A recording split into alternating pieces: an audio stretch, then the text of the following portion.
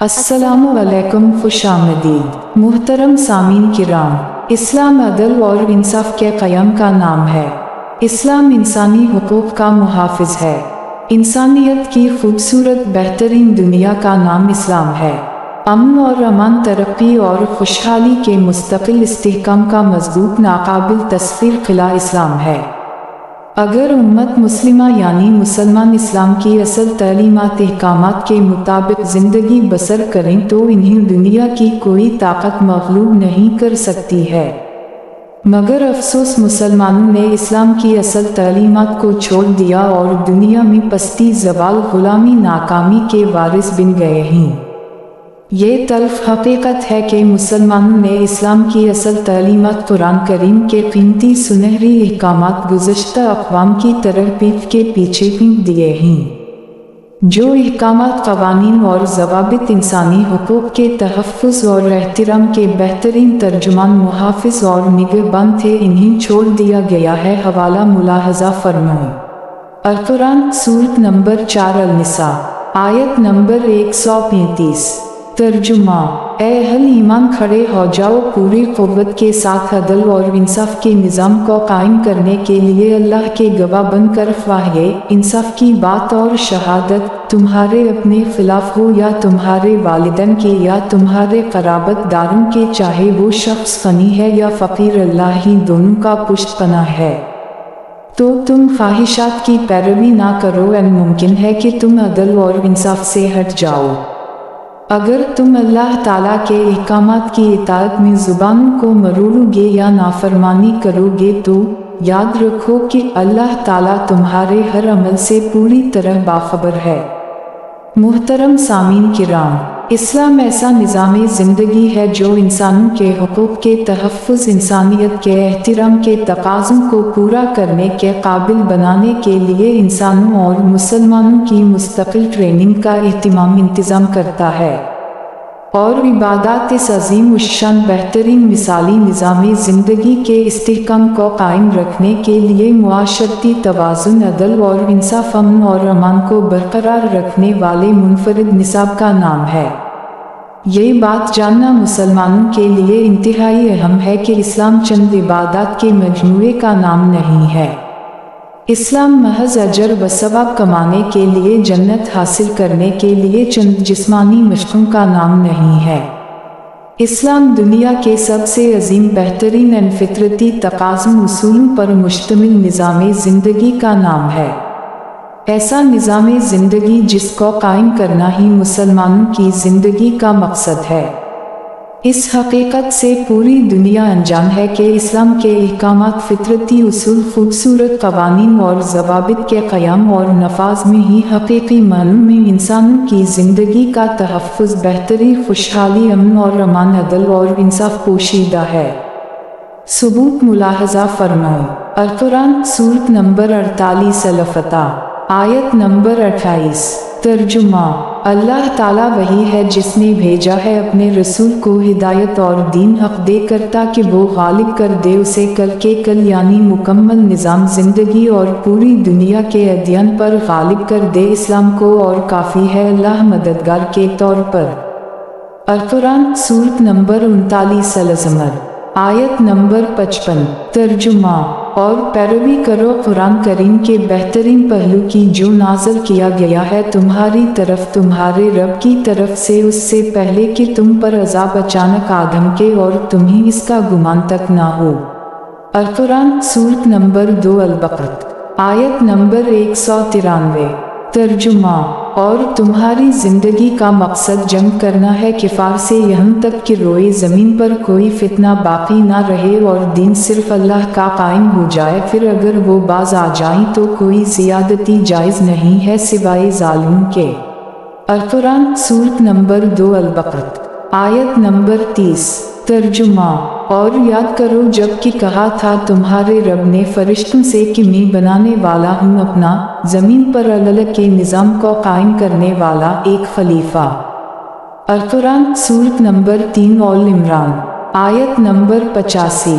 तर्जुमा: اور جو کوئی اسلام کے سوا کوئی اور نظام زندگی اختیار کرنا چاہے گا تو وہ اس کی جانب سے قبول نہیں کیا جائے گا، اور پھر آخرت میں وہ خسارہ پانے والوں میں سے ہو کر رہے گا۔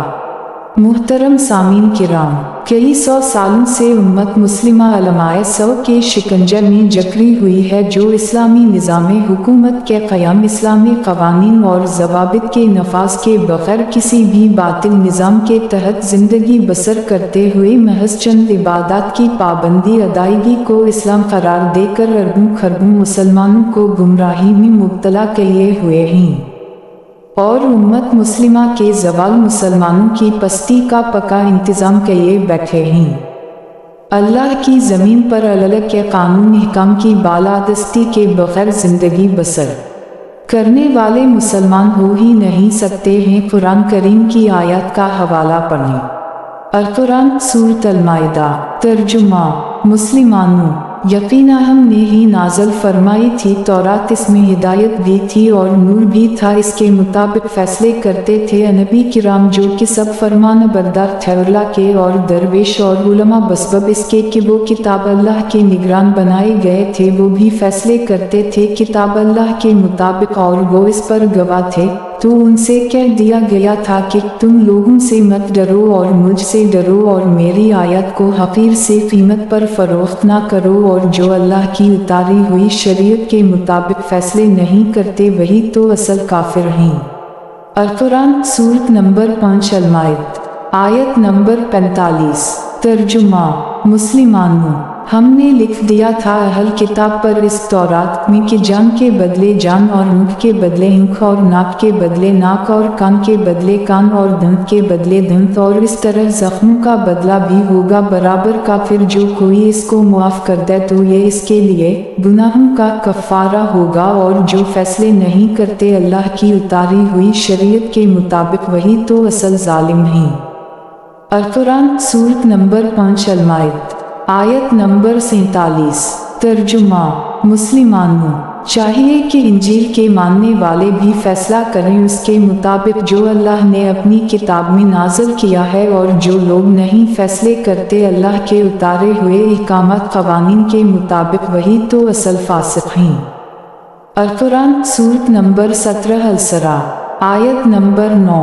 ترجمہ: یقیناً یہ قرآن رہنمائی کرتا ہے اس راہ کی طرف جو سب سے سیدھی ہے، اور بشارت دیتا ہے ان اہل ایمان کو جو نیک عمل بھی کریں کہ ان کے لیے بہت بڑا اجر ہے۔ محترم سامعین کرام، وضاحت کے ساتھ بیان کیا گیا ہے کہ جو اللہ تعالیٰ کی طرف سے عطا کردہ قوانین اور ضوابط کے مطابق زندگی بسر نہیں کرتے ہیں وہ کافر ہیں۔ مسلمان کا لفظی مطلب ہی اللہ تعالیٰ کا فرما بردار اطاعت گزار ہے۔ جب عملی طور پر کفری نظام کی من گھڑت خود ساختہ عقائد اور نظریات کی پیروی جاری ہے تو پھر مسلمان کیسے کہلا سکتے ہیں؟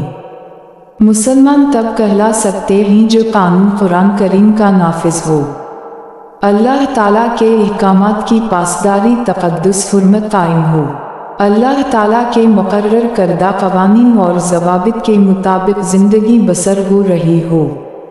ایسے ماحول اور نظام میں سانس لینے والے مسلمان کہلا سکتے ہیں، مگر سبھی کافر ہیں۔ عملہ دنیا میں اس وقت کوئی خطہ ایسا موجود نہیں ہے جہاں نظام الہی اسلام کا نظام حقیقی معنوں میں قائم ہو، نافذ ہو۔ تو بغیر نظام الہی کے قیام کے، بغیر اسلامی شریعت کے نفاذ کے، بغیر اسلامی نظام حکومت کی پیروی اور اطاعت کے زندگی بسر کرنے والے کافر ہیں، مسلمان نہیں کہلا سکتے۔ محض عبادات کے ذریعے حاصل ہونے والا اجر و ثواب صرف مولویوں کی بدترین اختراع، خود ساختہ ایجاد ہے۔ یہ خود ساختہ عقائد اور نظریات سراسر جھوٹ ہے، باطل نظریات کی پرورش، شیطان کی پیروی کے سوا کچھ نہیں ہے۔ اسلام کے معاشرتی قوانین اور ضوابط کے تحت قائم نظام زندگی کے اطلاق کے بغیر، اسلامی نظام معیشت کے بغیر، اسلامی نظام حکومت کے قیام کے بغیر، اسلامی شریعت، اسلامی قوانین اور ضوابط کے نفاذ کے بغیر، محض نماز، روزہ، حج یعنی اسلامی عبادات کی پابندی، ادائیگی و اہتمام کی اصل میں کوئی حیثیت نہیں ہے۔ اسلام میں عبادات کا تصور اور مقصد اسلامی نظام حکومت کے تحت قائم معاشرے میں رہنے والے مسلمانوں کی بہترین مثالی کردار سازی، اخلاقی، روحانی، ذہنی، نفسیاتی، علمی، عملی تربیت ٹریننگ کے مستقل تقاضوں کو پورا کرنا ہے۔ جدید دور میں تمام انٹرنیشنل کمپنیاں، تحقیقی ادارے، تعلیمی ادارے منتظمین ملازمین کی ٹریننگ کا اہتمام کرتے ہیں تاکہ وہ بہترین نتائج اور نمایاں کامیابیاں حاصل کر سکیں۔ بھلا کیسے ممکن ہے؟ انسانوں نے معاشرتی ہر میدان میں ہر سطح پر انسانوں کے تربیتی تقاضوں کو سمجھ لیا، لیکن انسان کو پیدا کرنے والا انسانوں کی تربیت کے تقاضے نظر انداز کر دے۔ یہ کیسے ممکن ہے؟ یہ جو عبادات ہیں یہ انسان کی کردار سازی، ذہن سازی کے لیے قدرت کی طرف سے خوبصورت انعام کی شکل میں دیا گیا بہترین نصاب ہے۔ انسانوں کی اخلاقی، روحانی، ذہنی، نفسیاتی تربیت کے لیے دنیا کا سب سے بہترین نصاب اسلام فراہم کرتا ہے۔ عبادات مختصرہ انسانوں کی تربیت کا بہترین خوبصورت نصاب ہیں جو انسانی فطرت کے عین مطابق ترتیب دیا گیا ہے۔ اس نصاب میں انفرادی تربیت اور اجتماعی تربیت دونوں اعتبار سے انسانوں کی بہترین اخلاقی، روحانی، ذہنی، نفسیاتی تربیت کا مکمل انتظام موجود ہے۔ عبادات کا مقصد انسانوں کی کردار سازی اور انسانوں کو اعلیٰ اخلاق، اعلیٰ کردار، اعلیٰ اوصاف سے مزین کرنا ہے۔ ایسے مسلمانوں کو تیار کرنا ہے جو اسلامی نظام حکومت، اسلامی معاشرے کا بہترین تعارف ہوں۔ عبادات کا مقصد مسلمانوں میں اعلیٰ اخلاق، اعلیٰ کردار، اعلیٰ اوصاف پیدا کرنا ہے۔ حوالے ملاحظہ فرمائیں۔ القرآن سورۃ نمبر 2 البقرہ آیت نمبر 21۔ ترجمہ: اے لوگو، بندگی اختیار کرو اپنے اس رب مالک کی جس نے تم کو پیدا کیا اور تم سے پہلے جتنے لوگ گزرے ہیں انہیں بھی پیدا کیا تاکہ تم نیک بنو۔ القرآن سورۃ نمبر 2 البقرہ آیت نمبر 183۔ ترجمہ: اے ایمان والو، تم پر بھی روزہ رکھنا فرض کیا گیا ہے جیسے کہ فرض کیا گیا تھا تم سے پہلوں پر تاکہ تمہارے اندر تقوی پیدا ہو جائے۔ القرآن سورۃ نمبر 5 المائدہ آیت نمبر 90۔ ترجمہ: اے اہل ایمان، یقینا شراب اور جوا، بت اور پانسے یہ سب گندے کام ہیں شیطان کے عمل میں سے، تو ان سے بچ کر رہو تاکہ تم فلاح پاؤ۔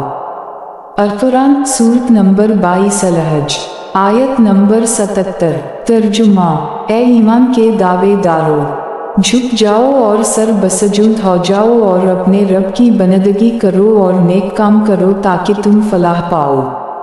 القرآن سورۃ نمبر 2 البقرہ آیت نمبر 183۔ ترجمہ: اے ایمان والو، تم پر بھی روزہ رکھنا فرض کیا گیا ہے جیسے کہ فرض کیا گیا تھا تم سے پہلوں پر تاکہ تمہارے اندر تقوی، اعلیٰ اخلاق، اعلیٰ کردار پیدا ہو جائے۔ القرآن سورۃ نمبر 2 البقرہ آیت نمبر 185۔